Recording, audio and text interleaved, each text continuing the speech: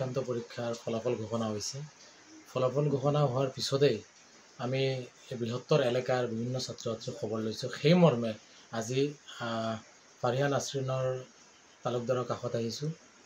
ভাল লাগিছে যে এখন গ্ৰাম্যাঞ্চলৰ পৰা সুখ্যাতিৰে উত্তীৰ্ণ হ'ব পাৰিছে, লেটাৰ মাৰ্ক সহ ভাল নম্বৰেৰে উত্তীৰ্ণ হ'ব পাৰিছে। আৰু সেইকাৰণে আমি আমচুৰ ফালৰ পৰা ফাৰিয়া নাছৰিনক অভিনন্দন দিয়াৰ উদ্দেশ্যে আমি আহি উপস্থিত হৈছোঁ। গামোচা জাপিৰে সম্বৰ্ধনা জনাইছোঁ।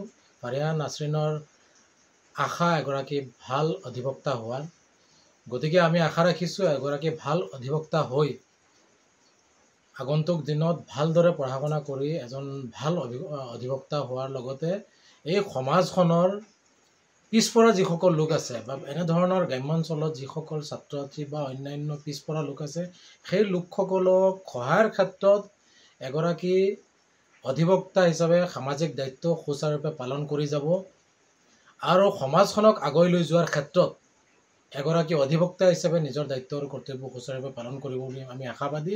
আৰু ফাৰিয়া নাছৰিনৰ ভৱিষ্যত দিনত ইয়াতকৈ আৰু অধিক নম্বৰ পাই যাতে সুখ্যাতিৰে উত্তীৰ্ণ হ'ব পাৰে, এই অঞ্চলখন লগতে ডবকা বৃহত্তৰ ডবকা এলেকা বা সমগ্ৰ হোজাই জিলাক যাতে গৌৰৱ অনুভৱ কৰিব পাৰি, আমি ফাৰিয়া নাছৰিনক লৈ হোজাই জিলাবাসী হিচাপে গৌৰৱ অনুভৱ যাতে কৰিব পাৰি তাৰে কামনা কৰিছোঁ। ফাৰিয়া নাছৰিনৰ ভৱিষ্যত উজ্জ্বল কামনা কৰিছোঁ, ভালদৰে আগুৱাই যাওক তাৰে কামনা কৰিছোঁ।